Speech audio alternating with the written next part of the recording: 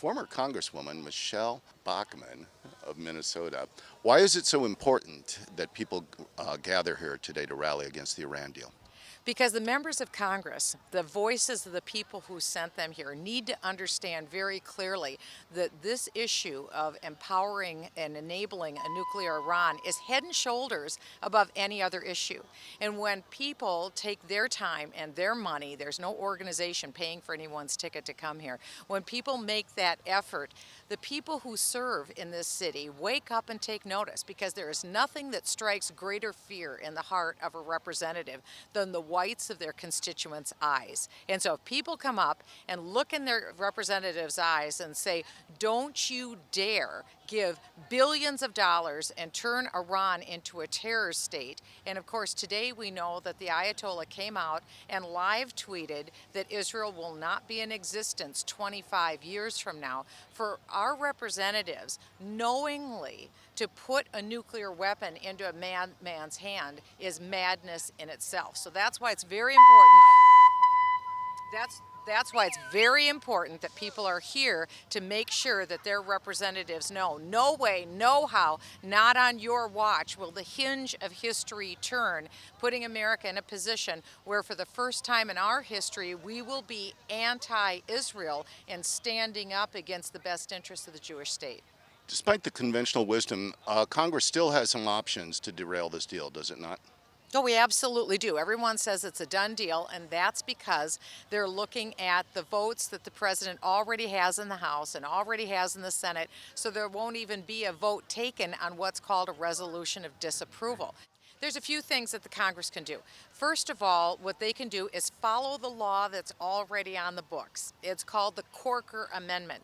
And quite simply what it says is this. The members of Congress said, Mr. President, we want to read what this Iran bill is.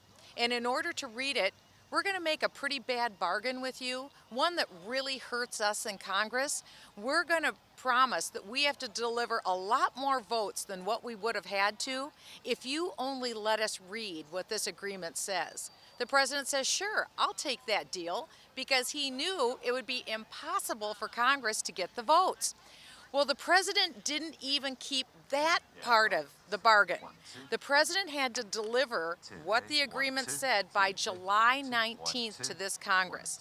Well, the main body of the agreement was delivered, but all these secret side deals, which is really the real agreement, they're phony side deals. The point is, the president was so ashamed of what was in these side deals, he didn't want Congress to know about them. That's why they're secret. The side deals say this. They say that there will be no meaningful inspections of what in the world Iran is doing. Well, how can you have an agreement if you have no idea if Iran is actually moving forward for creating a nuclear bomb? Two things were required. We demanded that Iran fess up and tell us, what's your history? What have you already done up to this point?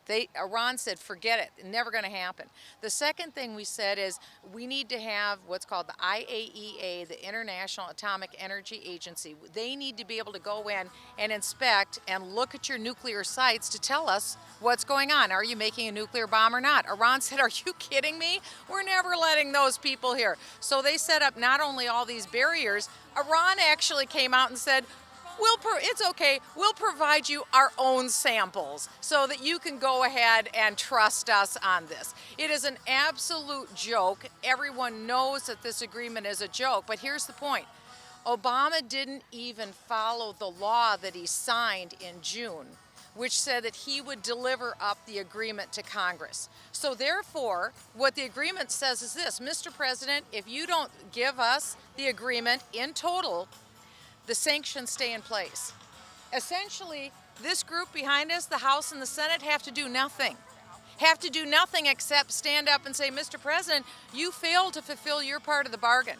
You didn't give us the agreement by July 19th. Therefore, the sanctions stand. We don't recognize your deal, the sanctions stand. That's it, that's all they have to do. They could pass a resolution that says that, or they could just go to the microphone and say that. Same difference. And the practical effect will be, Barack Obama's made a decision. He is, by himself, going to lift the sanctions. Well, let it be on his own head.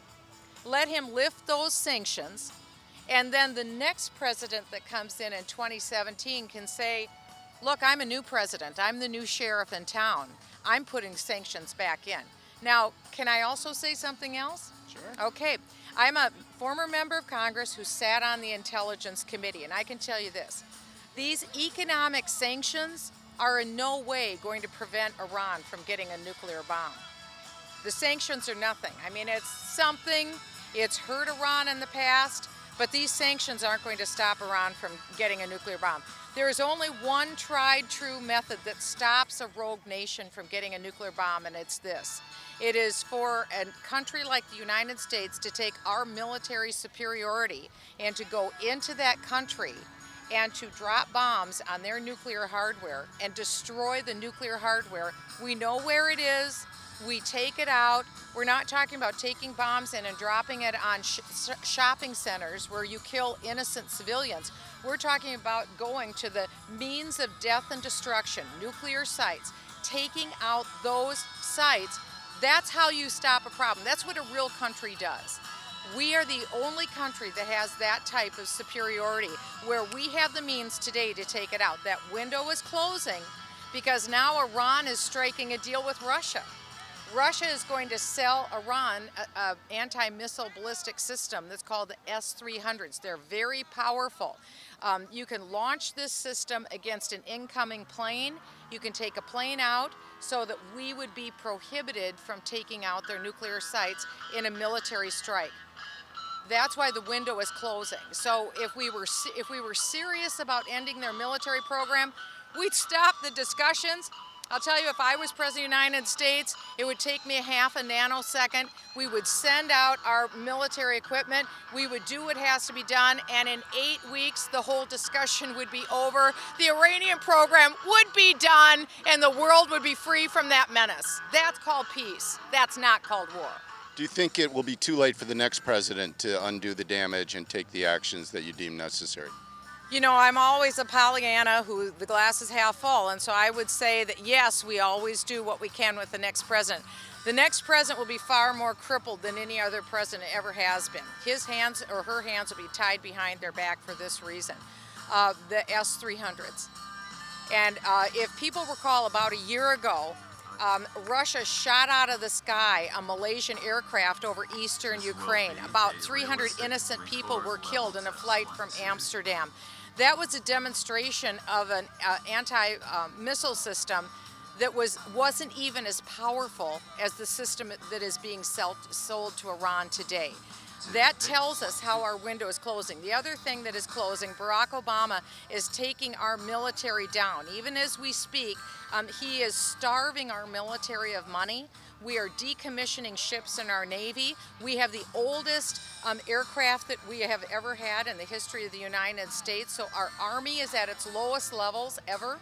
Our Navy is going to be down to pre-1917 levels in terms of ship readiness, and our Air Force is flying older planes than it ever has before. So we're in a very vulnerable position, and that doesn't even speak to, I believe, our lack of preparedness on our nuclear system. I don't believe that we've been rehabbing our nuclear system the way we should. Iran is building new nukes. We're barely even taking care of very, very old, obsolete nukes. So the United States is in an extremely vulnerable position. If Israel decides it's run out of time and it has to act, say before the S-300s get put in, do you think Obama would try and stop Israel?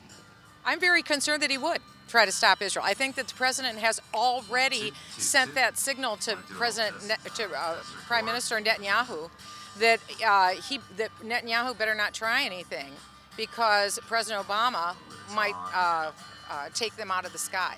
He's already made that saber-rattling sound. I think the president will do it. When you have something like today, I mean, this is earth-shattering. When here you have the Senate and the House this week, this is the only bill the House is taking up, this issue of disapproval of this Iranian agreement. When this Congress is taking up the bill, and the Ayatollah has so much confidence that he can tweet today that Israel won't even exist within the next 25 years, that tells us a very clear message about the intention of these madmen and what they will do with the nuclear weapon. So I think that President Obama by his silence, he's speaking volumes. And this is the most anti-Israel president we've ever had. We've never had a president that's turned against the Jewish state. In fact, I would say that July 20th, 2015 is really the day that history changed. Because July 20th, 2015 is the day that the UN Security Council signed this horrible international agreement with Iran, including the United States, our ambassador Samantha Powers. And so it is the day when the world came against Israel. And I believe that that's biblical. I believe that that's what Zechariah talks about, that all of the world will come against Israel.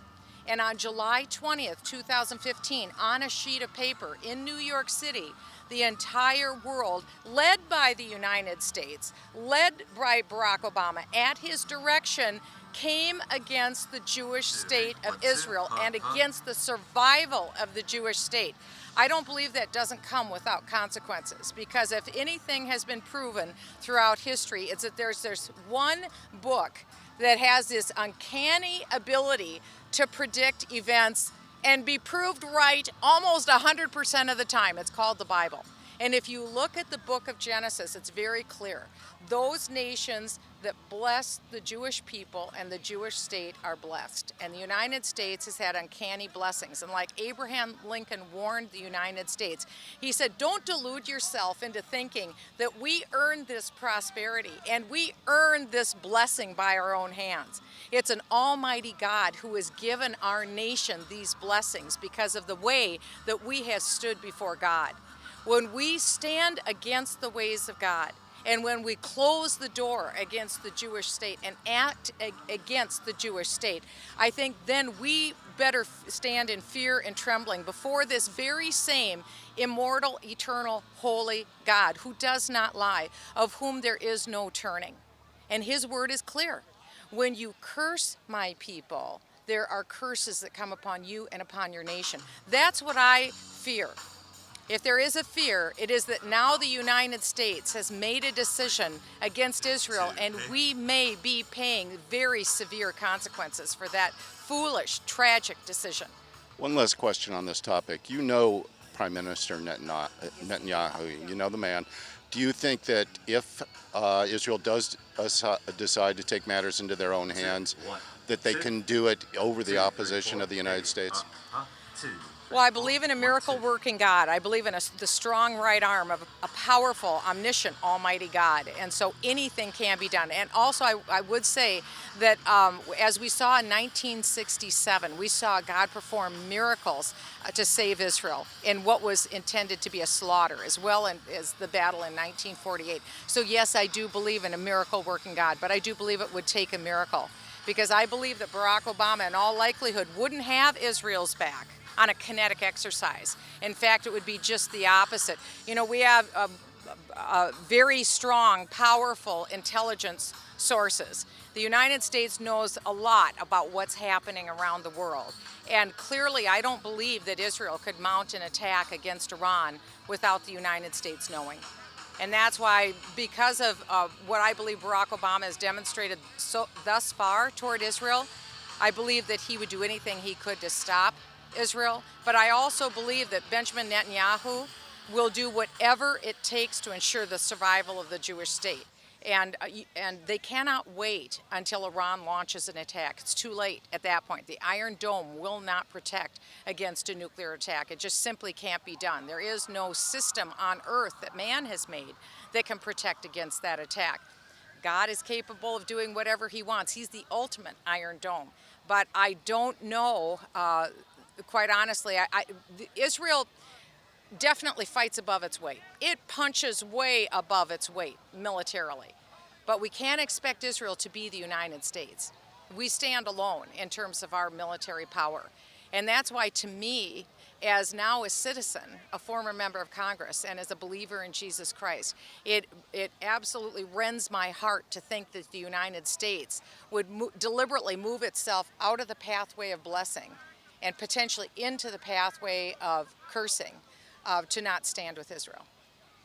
It's good to see you back on the Hill. Plan to return here more often, maybe in a more permanent capacity? Well, I have no plans to run for office again. The Lord led me into Congress and He took me out of Congress. And so I'm very grateful for the time I've had here. But this is the issue that I've been working on. I dedicated literally the 8 years that I was in Congress on this issue, in particular the last 4 years. This was my singular focus when I served on the Intelligence Committee. But since I've left Congress, this is what I've done. I've traveled across the United States speaking, and this is the #1 issue on my heart. I do a lot of social media. I invite all of your listeners to follow me on Facebook and on Twitter. This is what I do. I talk about this issue and others a lot, and that's what I've been trying to do, is educate people about what's happening and what is going on, because you just don't get the story even when you listen to a lot of conservative media, WorldNetDaily being an exception. But a lot of conservative media, you just don't even hear the true story about these bills and what's happening up here. And that's what I've tried to do. Also be a watchman on the wall and explain what's going on. That's my background. I was a tax litigation attorney. I understand legislative gibberish, and I understand how this very strange world works up here in Capitol Hill. And so I try to decode and decipher and explain what's happening to normal people, especially people who wonder what the biblical lens has to say about issues, and explain it from that viewpoint. And so I don't know that I'll be back here in an elected capacity. God would have to lead me in that endeavor, but I am so honored to be able to be here on this issue, because to me this is a part of standing for Israel. I will tell you, groups would come in my office constantly when I was in Congress and ask me, would you stand for Israel? Would you stand for Israel? And so everybody, Democrat, Republican, oh, I stand for Israel. Yes, I stand for Israel. What I would tell these Jewish groups is, that's what you're going to hear in every office. They're all going to say, oh yeah, I'll stand for Israel and I'll vote to give, $3 billion a year to support Israel. Well, they give $3 billion a year to support, the Palestinian causes. So what's the difference? So that's going to happen. The bigger question is, where are these representatives going to be when times are tough? When Israel is under attack, when gasoline prices go through the roof? And so what I would say is this: times aren't tough. Gas prices are about at their lowest. This is not a tough vote. We're talking about the arch enemy of the world. This is the #1 state sponsor of terror in the world, Iran. And we're looking at Obama making them a $1 trillion terror state. Can I repeat that? Obama is going to make Iran the leading state sponsor of terror so filthy rich, they're going to be a $1 trillion terror state in the next 10 years. $150 billion signing bonus, then deal after deal that they strike with China and Russia. Then they'll get their oil products online in the world economy, as well as all their other industries. They'll easily be a $1 trillion terror state. So this isn't even a hard vote. This is such an easy vote, it is ridiculous. So if you can't get the United States Congress, which beats its chest and proclaims to the world how pro-Israel they are, if they can't even get it right when it's easy, are they going to be there when it's hard? When the Jewish state is attacked? Because it's coming. The Ayatollah tweeted again today that they're going to get behind the Hezbollahs and the Hamases, and they're going to pound Israel between now and when they annihilate the Jewish state. They're going to pound them into sorrow. Are we going to be there then? I am not encouraged by what I see coming out of Congress. This is actually so easy. President Obama is complicit in putting a nuclear bomb in Iran's hands. But so is the Republican leadership. I am sorry to say, because all they have to do this week is stand up and say, according to federal law, which Barack Obama signed, he failed to give us the full terms of the agreement by July 19th. Therefore, according to federal law, the sanctions stand. End of story. Next order of business? That's all they have to do. And yet they're practicing this kabuki theater all week of this motion of disapproval, which they know they're going to lose, all so that they can put the Democrats on record. Well, here's what the problem is with that vote. By that vote, they're going to send a signal of legitimacy to Obama's deal and give it the force and effect that this is now law and that no future president can undo this deal. I disagree with that, But that's what this Republican-controlled Congress is about to do. So they need to wake up, just like the president needs to wake up. And that's why it's so important that people are here today to tell this Congress and to tell this president, wake up before it's too late. We stand for Israel. Why don't you too? Michele Bachmann, thank you for your time and your thoughts. Thank you, Garth.